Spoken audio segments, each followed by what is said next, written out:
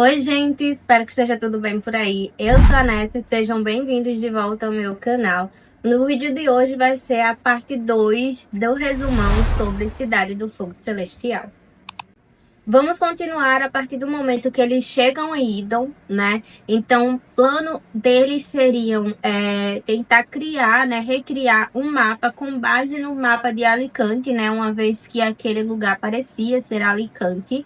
Então, o plano era criar esse mapa, né? E dominar todos os espaços ali, matando os demônios e matando os crepusculares até chegar no Sebastian.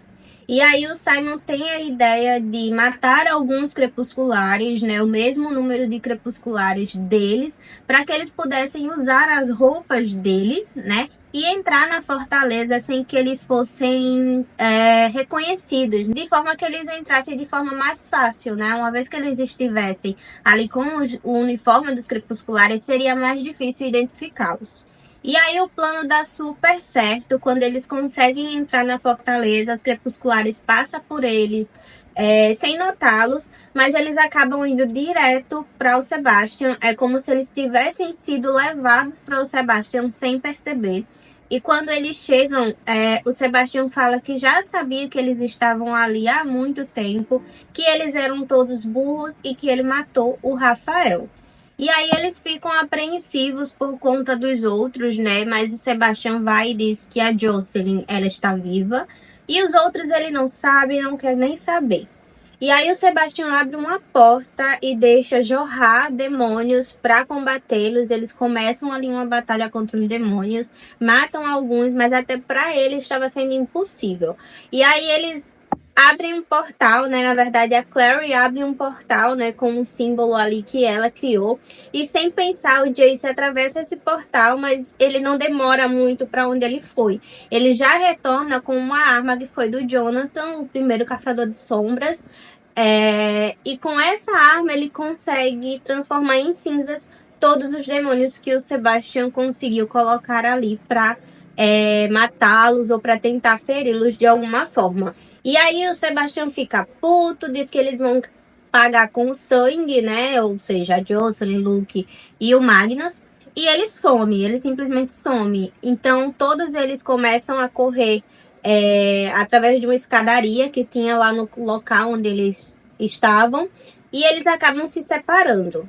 E aí, quando eles se separam, o Jace e a Clary vai atrás do Sebastian, né? Mas eles acabam sendo atacados também por demônios durante ali a correria. Mas eles acabam matando esses demônios ali bem facilmente. Quando eles chegam no Sebastian, ele tá num círculo, né? Dentro de um círculo de símbolos e tal. E quando o Jace tenta entrar nesse círculo, ele não consegue, ele é impelido. E aí o Sebastian ri, né? Diz que eles não vão conseguir chegar até ele. Ele chama a Amax e pede para ela ir buscar a Jocelyn para ele começar ali a barganha dele. E ele fala que ele quer governar Idon, né? Porque aparentemente ele não estava ainda governando, mas ele não queria governar sozinho, ele queria governar do lado da Clary. Ele fala que não quer que ninguém a machuque e que a possua, né? Então ele mostra ali para tentar sensibilizar eles, né, a aceitar a proposta. Alicante, ele abre tipo um espelho, sei lá, um portal que mostra Alicante. Então ele mostra justamente a vulnerabilidade da Clary, que é a família Blackthorn e a Emma, né? Eles assustados ali. Ele mostra a Praça do Anjo, né, sendo destruída, né? Porque tem muitos caçadores de sombras lutando contra os crepusculares, tem demônios, enfim, tá o caos. E eles falam que, assim, se ele quiser, em menos de um mês, todos os caçadores de sombras serão disseminados e ele vai tomar posse ali do mundo deles, né? Do mundo real deles. E aí ele fala que se ele quiser, se ele mandar eles recuarem, eles vão fazer isso. Mas a decisão estava ali na mão da Clary, né?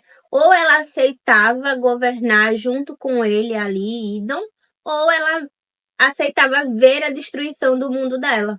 né? E aí, depois de muito pensar, o Jace dizer que ela não precisava fazer isso, a Clary simplesmente começa a andar de encontro ao trono, né? Que tinha 2 tronos, né? Um do lado do outro e um que era reservado para ela. Ela simplesmente começa a andar até esse trono e se senta do lado do Sebastian. E aí ele fala, minha irmã, minha rainha, e, enfim, aparentemente ela aceitou a proposta. Já no cativeiro ali do Luke e do Magnus, eles percebem algumas luzes estranhas. E aí o Luke sugere que possa ser a Clave que foram atrás deles, mas o Magnus ri e diz que provavelmente a Clave não está fazendo o mínimo do esforço para conseguir chegar até eles, para conseguir ajudá-los, e talvez seja a Clary e os outros. E ele não poderia estar mais certo, né? Como sempre, Magnus reizinho. O Alec aparece, né? Junto com a Izzy e com o Simon. Então o Alec corta as correntes ali do que tá prendendo o Magnus e já tasca um beijo na boca dele e abraça ele e tal. E quando ele recua, né? Quando ele solta o Magnus cai nos braços dele porque ele tá muito, muito fraco. E aí o Luke disse que a Jocelyn ainda tá por ali, eles precisavam encontrá-la, né, no caso. Só que o Magnus estava muito fraco, ele realmente não ia conseguir andar o suficiente ou ir sair procurando pela Jocelyn. Então o Alec diz que vai ficar com o Magnus, tentar ali ajudar ele da melhor forma. E a Izzy pode ir com o Simon e o Luke procurar pela Jocelyn. E assim eles fazem. E aí o Alec fica puto porque ele sabe que o que está acontecendo com o Magnus tem a ver ali, tem algo relacionado com o pai do Magnus. Só que o Magnus não quer falar para ele o que é, não quer falar quem é o pai dele, enfim, não quer entrar em detalhes. E o Alec tá puto porque ele sabe que se ele falar, pode ser que haja a possibilidade dele melhorar, né? Que o Alec consiga fazer alguma coisa, mas ele precisava saber para isso. Enfim. O Luke acaba encontrando a Jocelyn, ele chega antes da Mads, né? Porque a Mads, ela tinha sido mandada para buscar a Jocelyn, só que o Luke chega antes. E aí as paredes do lugar onde eles estavam meio que se fechando, forçando eles a irem de encontro onde o Sebastian estava junto com a Clary e com o Jace. E todos eles vão de encontro à cena, né, da Clary no trono junto com o Sebastian ali, eles se vangloriando. E aí eles percebem que a oferta do Sebastian para Clary aceitar era mantê-los vivos, né? Deixar o mundo deles em paz, fechar as fronteiras e não mandar mais demônios para lá ou crepusculares e fazer eles recuarem, né, da batalha lá. Tanto é que em Alicante, os crepusculares simplesmente começam a cair. Só que eles começam a cair por conta de outra situação que ainda vai chegar, né? Que vai acontecer em Idon. A Jocelyn tenta fazer ali a Clary mudar de ideia, dizer que ela não precisa fazer isso, que eles vão arrumar outra forma, né, de resolver essa situação, mas a Clary não pestaneja, ela aceita aquilo ali e pronto, acabou. Quando o Sebastian fecha as fronteiras, por mais que ele tenha deixado todo mundo vivo, eles estavam presos em Idon. Então eles meio que iam ter que assistir o governo do Sebastian junto com a Clary naquele mundo e eles não iam poder voltar para o mundo deles, né? Apesar de que o Sebastian ia deixar o mundo deles em paz, ainda assim meio que teve ali um ônus na situação. E aí o Sebastian ficou feliz, né, pela Clary aceitar a proposta, mas que ele precisava de uma aprovação dela, né, saber que ela realmente está comprometida. E ele pede nada menos que um beijo dela. Olha, sem comentários. E aí ela vai chegando perto dele, né, para dar esse beijo. Só que quando ela chega bem próximo dele, ela fala: saudações, mestre. Pega a Euphorus, né, que é a nova espada dela, e enfia no coração dele. E aí ele começa a rir, porque ele diz que nenhuma arma do céu ou forjada assim poderia feri-lo, né? Mas o ferimento começa a queimar e aí a Clary diz que não é uma arma feita no céu, forjada no mundo deles, é fogo celestial. E com isso digam adeus ao Sebastian, amém, né? Porque eu não aguentava mais. E aí o que foi que aconteceu? Quando o Jay se encandeou lá, que só a Clary conseguiu chegar até ele, a Clary fez algum símbolo, né? Criou algum símbolo e conseguiu tirar o fogo celestial do corpo do Jace e colocar na arma dela, né? Na Hellspawn. E foi assim que ela conseguiu matar o Sebastian, porque o plano deles, a partir desse momento, que eles inclusive não contaram para os outros já por medo ali de dar errado e precisar que eles estivessem tão surpresos quanto o Sebastian pela decisão dela, porque eles meio que já sabiam o que o Sebastian queria. E aí, o plano era fazer ele acreditar que ela estava com ele, que ela tinha ido para o lado dele para chegar perto o suficiente para golpeá-lo. E eles conseguiram. Quando o fogo celestial mata a parte ruim, a parte demoníaca do Sebastian, ele fala como destruir os crepusculares, né? Ele fala onde está o cálice infernal e orienta a jogar o cálice infernal no círculo lá que tinha vários símbolos onde ele estava, jogar o cálice lá e dessa forma os crepusculares iam morrer. E foi por isso que lá em Alicante eles começaram simplesmente a cair do nada. Eles não recuaram, eles começaram a morrer. Só que apesar do Sebastian estar morto, os crepusculares também, os demônios não ser mais um problema, o problema agora era as fronteiras que estavam fechadas e que eles não iam conseguir voltar para o mundo deles. E aí a Izzy recorre ao Magnus, né, para saber, né, se ele vê ali uma possibilidade deles conseguirem retornar para o mundo deles. E o Magnus fala que eles não conseguem fazer nada. E o Alec percebe que ele deu muita ênfase nesse eles, né? E com isso o Magnus chama o pai dele, que é nada menos que Asmodeus, o príncipe do inferno ali. Inclusive, o reino dele era Idon, por isso que estava afetando tanto o Magnus. E aí o Magnus pergunta se ele tem essa capacidade, se é possível levá-los de volta para o mundo deles. E o Asmodeus acha até engraçada a pergunta e ele envia Jocelyn, o Luke e o Simon para Alicante, mas os outros ficam, porque ele não vai enviar todos para Alicante por nada, né? Ele quer um pagamento também, ele é um príncipe do inferno. E o que Asmodeus queria era Magnus. Ele queria tirar a imortalidade do Magnus e com isso o Magnus também morreria, né? Porque ele tinha 300 anos, não tinha como tirar a imortalidade dele e ele se manter vivo. E aí o Simon, ele se oferece, né? Porque ele é um vampiro, então ele tem uma imortalidade também. E talvez ele não morreria porque ele tem 16 anos. Só que aí eles esquecem do fato de que ele é um morto-vivo, ou seja, para se transformar em vampiro ele já tinha morrido. Então se tirar a imortalidade dele também, ele vai morrer também. Só que o Asmodeus diz que ele consegue fazer o coração de Simon voltar a bater, tirando a imortalidade dele. Então ele poderia fazer isso, mas aí ele também ia querer uma outra coisa, que era as lembranças do Simon. Ou seja, o Simon simplesmente não ia lembrar de nenhum deles, inclusive da Clary, né?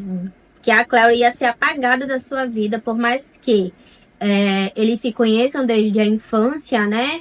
A Clary não vai fazer mais parte do mundo dele, porque é como se quando ele retirasse as lembranças do Simon, ele tivesse vivido uma outra vida que a Clary não tivesse feito parte. E aí o Simon aceita, o Asmodeus ele não quer, é as duas coisas ou nada, então o Simon aceita, né? Ele precisava fazer alguma coisa por eles, e ele aceita. A Izzy fica revoltada, obviamente, né? Ela mal começou um relacionamento com o Simon, ela já o amava e já ia perdê-lo, né? De certa forma ela ia perdê-lo. E aí, quando o Asmodeus consegue o que ele quer, ele envia, né? Ele cumpre o trato dele, envia eles para Alicante, só que o Simon já não tá mais com eles. Em Alicante, durante a batalha, né? Assim, antes deles voltarem para Alicante, no Guard, o Zaccaria, né, que é o irmão do Silêncio, ajudou os Blackthorn. E, inclusive, Aemma fala pra Aemma ficar com o Parabatai dela, embora ela ainda não tivesse um. É como se ele já soubesse o que ia acontecer, né, que futuramente ela ia escolher o Julian como seu Parabatai. E aí as portas do Guard estavam fechadas, só que a caçada selvagem estava tentando romper ali a porta, né, as proteções que os caçadores de sombras colocaram contra fadas não atingia eles, porque eles faziam parte de uma delegação de fadas diferente, então a magia deles era muito mais poderosa. E aí, em algum momento, eles conseguem romper as portas e os crepusculares avançam. E a Aemma vê de longe um crepuscular seguir diretamente para os Blackthorns, que era o pai do Julian. Obviamente, já não era mais o pai deles, dos Blackthorn, né? Porque ele já tinha sido transformado em crepuscular.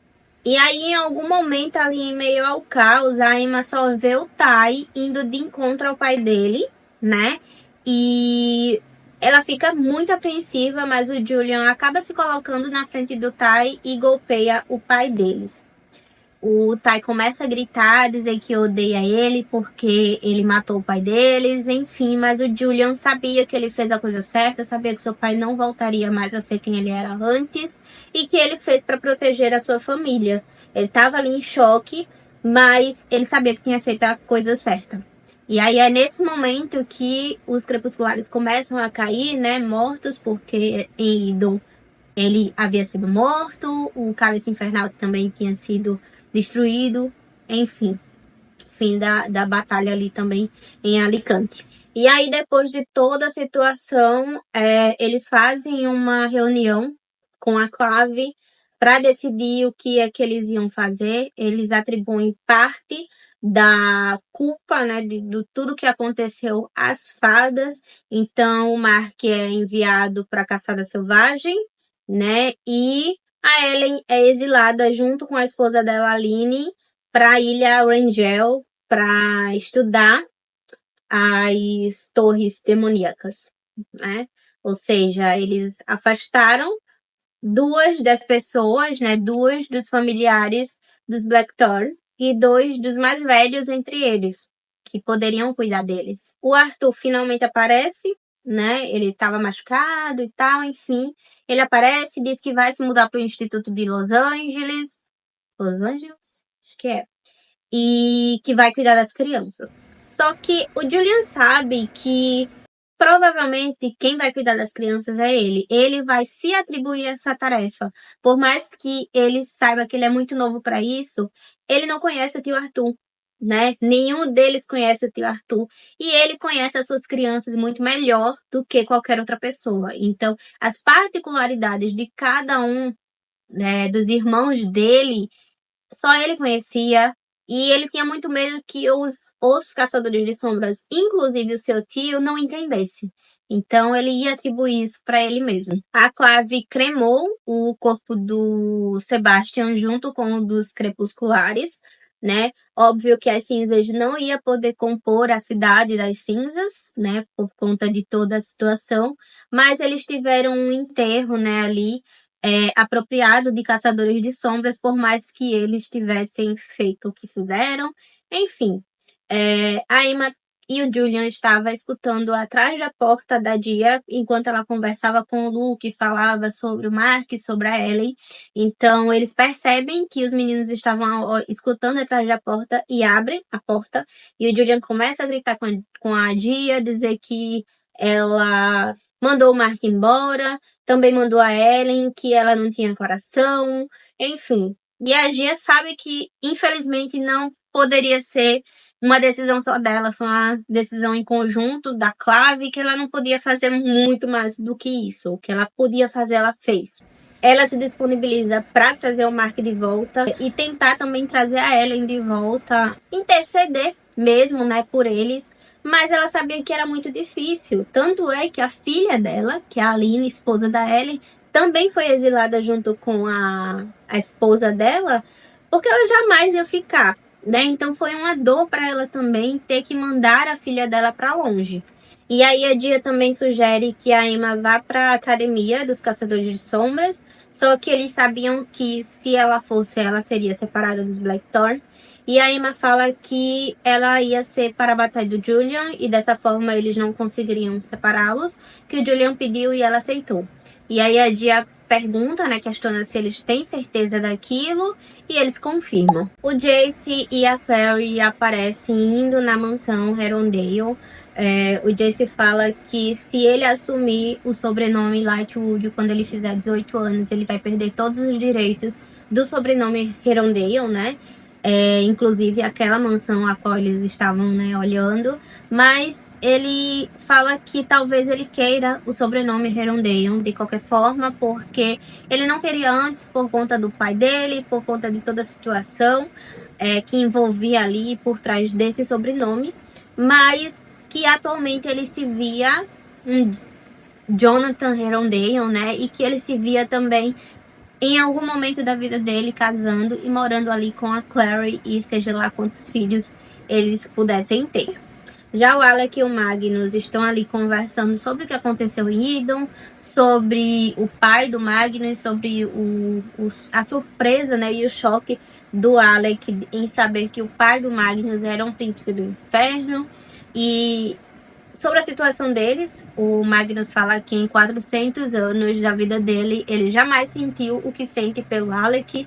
E aí o Alec questiona se ele quer reatar. E o Magnus diz que sim. Só que o Alec, ele quer que o Magnus seja 100% aberto com ele, que conte o máximo possível da sua vida, do seu passado, porque ele não quer passar por tudo que eles passaram, né, no término novamente. E aí o Magnus super aceita, mas ele fala que é muito tempo, é muita coisa vivida em 400 anos para falar, né? Mas ele dá um caderno pro Alec com alguns dos principais marcos em sua vida, alguns dos principais amores, né? Algumas das principais pessoas que foram importantes ao longo da vida dele, e entrega esse caderno pro Alec, para que ele possa ler e se integrar um pouquinho ali de coisas importantes da vida e do passado do Magnus. E isso era uma prova, né, que o Magnus queria de fato compartilhar o passado dele com o Alec, e que eles teriam aí o futuro para que ele conseguisse compartilhar tudo que fosse possível. O Luke e a Jocelyn estavam na casa da Amantes, né, que era do Luke também. E aí a Clary chega, ela sobe, vai pro quarto dela e lá ela encontra a Izzy. A Izzy fala que ela tá muito triste, que ela sente muita falta do Simon e que ela foi até ali porque ela sabia que a Clary era a única pessoa que sentia tanta falta dele quanto ela. E aí a Clary consegue ligar pro Simon e percebe ali durante a ligação que ele realmente não lembra dela, que ele não lembra de nada da vida dos caçadores de sombras, né, do universo das sombras ali. E a Izzy fala que ela queria estar feliz, né, por ele estar vivo e bem, mas ela não estava. A Ellen se despede dos meninos, né, da família dela e vai embora. O Julian está ali naquela apreensão sobre o tio Arthur, sobre ele não conhecer o tio Arthur, não saber o que esperar. Ele sabia que o fato da Emma ser para a batalha dele e poder voltar para o instituto com ele ia dar a possibilidade dela investigar o que aconteceu com os pais dela, né, porque eles não acreditavam de forma alguma que a morte dos pais dela foi atribuída ali, né, ao Sebastian, que tinha sido ele, não foi. E aí eles acabam... E aí o livro acaba com eles indo dormir. Já no epílogo, Magnus, a Izzy e a Clary estão longe, mas próximo o suficiente para ver o Simon sair da escola dele. Ele sai com o Eric, né, super feliz, brincando e tal. E eles estavam com o símbolo da invisibilidade, né, quando eles veem o Simon sair. Só que a Clary tira esse símbolo e vai de encontro a ele, dá oi. O Eric sai, se despede dele, diz que vê ele em casa, enfim. A Clary começa a conversar com ele olha para ela confusa, pergunta se ele conhece ela de alguma forma, se já conheceu ela, né? E ela tenta citar a mãe dela, a irmã dele, né? Para tentar fazer ele lembrar de alguma forma. Ela diz que estudou com ele quando era criança, que a infância deles... que na infância eles brincavam muito, que ele ia muito na casa da mãe dela, enfim, ela tentou fazer ele lembrar de alguma forma ali, alguma coisa, só que essas lembranças realmente não existiam mais na cabeça dele. Então ele ficou tipo, é meio louca e é isso. Como ela percebe que tá sendo totalmente sem sucesso, ela fala que a mãe dela vai casar e que gostaria que ele soubesse, apesar de, né? Ela beija ele no rosto e ela sai, vai embora. E aí ele grita por ela, a convida para o show da banda dele.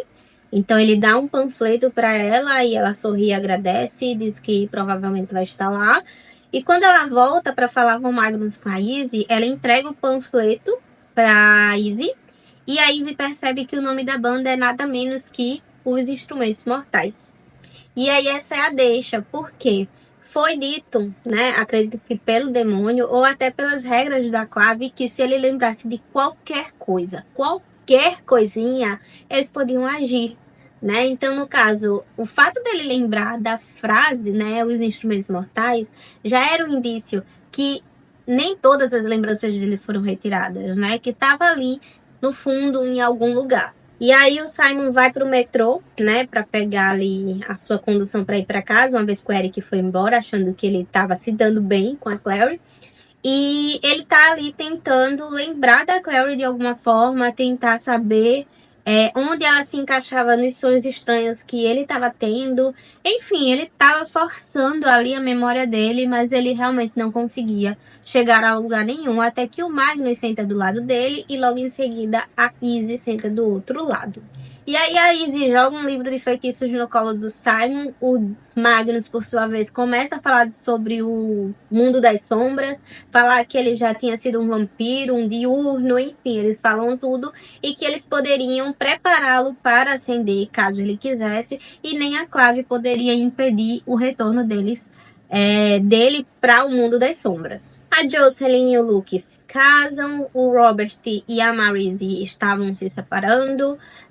O Robert fala para o Alec que sempre teve orgulho dele, praticamente dando ali a bênção dele para o relacionamento dele com o Magnus, falando também sobre o Parabatai dele, o fato do Parabatai dele ter se apaixonado por ele e ele ter o rejeitado, e o quanto isso o afeta até hoje, né? O quanto ele se arrepende disso. A Clary vê o Simon de longe na multidão e ela corre atrás dele, o abraça, e ele fala que lembra de algumas coisas, não lembra de tudo, mas lembra dela, lembra que ela é sua melhor amiga. E aí, boa parte da galera ali rodeia o Simon para conversar com ele, tentar fazer ele lembrar de umas coisas. A Izzy tá meio afastada porque ela não quer sentir que ele não a conhece, que ele não lembra dela, não se recorda do que eles passaram.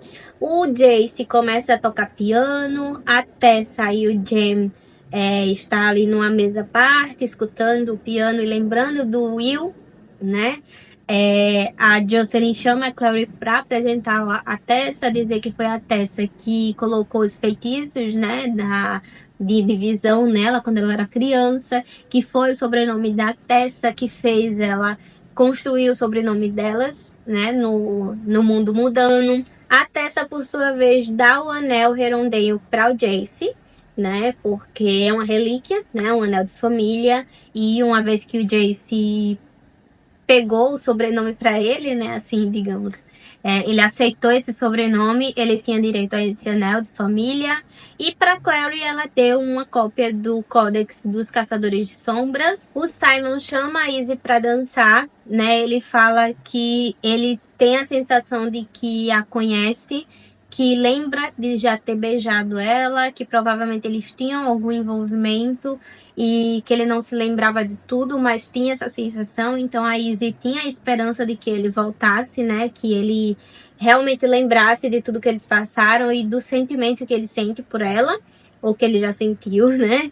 E que esse sentimento volte. Quando o Simon encontra o Jace, ele lembra do mais inesperado momento em que ele mordeu o Jace, né? E o Jace fica tipo, ai meu Deus, sério, tanta coisa pra lembrar. E você lembra desse momento, manda ele esquecer. E aí o livro acaba, né? O epílogo acaba com eles fazendo um piquenique ali, próximo de um lago. A Izzy com o Simon, o Magnus com o Alec, a Clary com o Jace, e enfim. Tudo bem, tudo feliz, e é isso. Eu espero que vocês tenham gostado desse vídeo. Comenta aqui embaixo o que vocês estão achando dessa série aí, trazendo resumos do universo dos Caçadores de Sombras. Curta esse vídeo para que ele chegue a mais pessoas. Se inscreve no canal se você ainda não for inscrito. E ativa o sininho para não perder nenhum conteúdo aqui do canal. Até o próximo vídeo.